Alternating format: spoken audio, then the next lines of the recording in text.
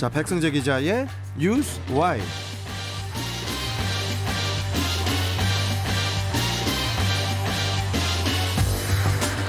자, 중부일보 백승재 기자 안녕하세요. 예, 안녕하세요. 중부일보 백승재입니다. 자, 어제는 국회에서 인천시에 대한 국정감사가 있었습니다. 다양한 인천의 현안에 대해서 국회의원들의 질의가 있었는데 아마도 그 인천 지역의 핵심 사안이죠. 수도권 매립지 문제가 나왔을 텐데 좀 어땠나요? 네, 수도권 매립지 문제가 어제도 마찬가지로 나왔는데요. 네. 인천에서는 이 사안이 자주 거론되는 현안인데 혹시 이에 대해서 잘 모르시는 청취자분들을 위해서 간단히 설명을 드리고 어제 있었던 국감 현장 내용을 전해드리겠습니다. 네. 수도권 매립지는 1992년 인천 서구에 문을 열어서 인천을 비롯해서 서울, 경기도 등 수도권 3개 시도에서 나오는 쓰레기를 매립하는 폐기물 처리 시설인데요. 당초 수도권 매립지 사용 종료는 2016년이었는데 서울시와 경기도가 계속해서 인천에서 쓰레기를 버리겠다고 주장을 해서 매립 기간을 2025년까지 연장했습니다. 대체 매립지를 확보하지 못하면 수도권 매립지의 잔여 부지를 추가로 사용할 수 있다는 독소 조항을 내세워서 서울시와 경기도는 또다시 인천에 쓰레기를 떠넘기겠다는 행보를 이어가고 있습니다. 이에 대해서 박남춘 인천시장은 수도권 매립지 사용을 종료하고 인천뿐만 아니라 서울과 경기도가 각자 자체적으로 쓰레기 매립지를 마련해야 한다고 주장한 상태입니다. 그런데 어제 열린 국감에선 수도권 매립지 2025년 사용 종료라는 원칙을 지키지 말고 서울시, 경기도와 함께 대안을 마련하라는 국회 요구가 있었는데 박남춘 시장은 이에 대해서 크게 대응하지 않는 모습이었습니다.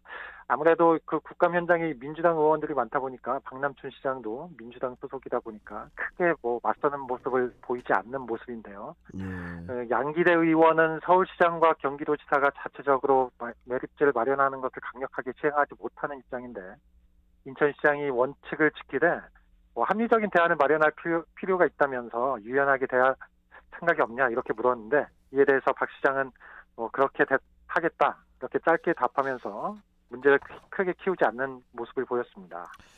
자, 그리고 국감에서는 또 부평 미군기지 캠프마켓 내에 그 철거 결정이 내려진 그 조병창 건물에 대해서 그 역사적 가치 보존을 위해서 인천시 차원의 철거 결정을 재검토를 하고 또 연구가 선행되어야 한다. 이런 또 지적이 나왔어요. 예, 맞습니다. 인천시는 오는 2028년까지 부평 미군기지 캠프마켓 반환 부지를 공원으로 조성한다고 밝힌 바 있는데요. 네.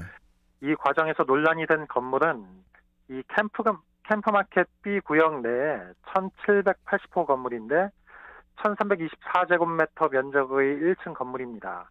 근데 이 건물은 일제강점기에 조병창 근로자병원으로 사용된 것으로 추정됩니다. 현재 문화재청은 근대 건축물을 조사한 결과 조병창 병원으로 추정되는 이 건축물 등 일제강점기 건축물 3동은 앞으로 면밀한 조사를 위해 보존을 권고했는데 국방부는 건축물 하부 오염에 대해 정화 작업을 위해서 이 건축물을 철거해야 한다는 입장을 갖고 있습니다. 그런데 인천시는 이 건물을 철거해야 한다는 의미의 입장을 자주 보이곤 했습니다. 그러면은 왜 이 부평 캠프마켓 보존이 중요한 겁니까? 캠프마켓 안에 있는 이 조병창 1780호 건물은 일제 침략과 강제징용의 역사를 알릴 중요한 단서입니다. 일제가 설치한 그 일본과 중국 그리고 한국에 있는 총 8개의 조병창 중에서 일본 사가미 조병창 그리고 부평 조병창 이렇게 단 2개만 남아있는데 희소성 측면에서 큰 의미가 있습니다. 이 부평 조병창의 부속기관이 또 평양 제조소인데 평양에 있습니다. 북한 역시 당시 건물을 그대로 보존한 것으로 알려져 있습니다. 위성 사진으로 보면 확실하게 알 수 있는데요. 이에 앞으로 남북이 함께 일제 만행을 세계에 알릴 수 있는 중요한 기회가 될 것이라고 보고 있습니다. 이에 대해서 이명수 의원은 일제강점기 당시 부평 조병창 소속으로 기재된 조선인이 총 12,600여 명으로 부평 조병창은 대규모 인원이 강제 동원됐던 우리 아픈 역사에 대한 중요한 단서라고 강조했습니다.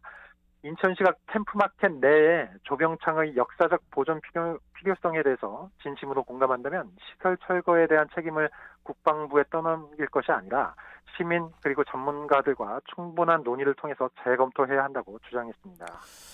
자, 그리고 국감에서 뭐 또 어떠한 지적 사항들이 나왔는지 설명을 좀 해주시죠, 마지막으로.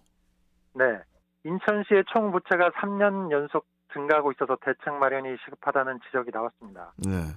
2018년에 2조 8,800억 원, 그리고 2019년에는 3조 2,150억 원, 2020년에는 3조 3,510억 원 이렇게 증가했는데요.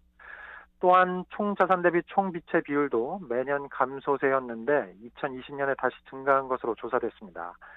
인천시 산하 공기업 부채 상황도 심각한데요. 인천환경공단의 경우 2018년 460%였던 부채 비율이 2020년 534%까지 급증하는 등 대부분 산하기관들의 부채 비율이 크게 늘어나서 대책 마련이 시급한 것으로 확인됐다고 박완수 의원은 강조했습니다.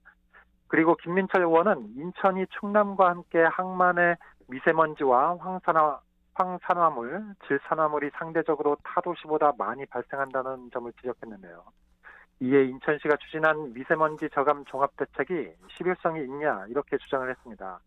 인천과 함께 충남은 중국발 미세먼지가 황해를 건너서 직접 밀어 불어닥치는 지역인데요. 여기에 항만시설과 화력시설 때문에 미세먼지가 심각해진 상황으로 우선적으로 유독성 화학물질의 저감 대책에 대한 적극적 관심이 필요한 지역이라고 강조했습니다. 알겠습니다. 자, 요새는 뭐 줄곧 국감 이야기입니다. 네. 국감에서 계속 또 어떤 이야기들이 나오는지 또 다음에 또 이야기 나눠보도록 하고, 자, 오늘 말씀은 여기까지 듣도록 하겠습니다. 고맙습니다. 네, 고맙습니다. 네. 자, 뉴스와이 중보일보 백승재 기자와 함께 알아봤습니다.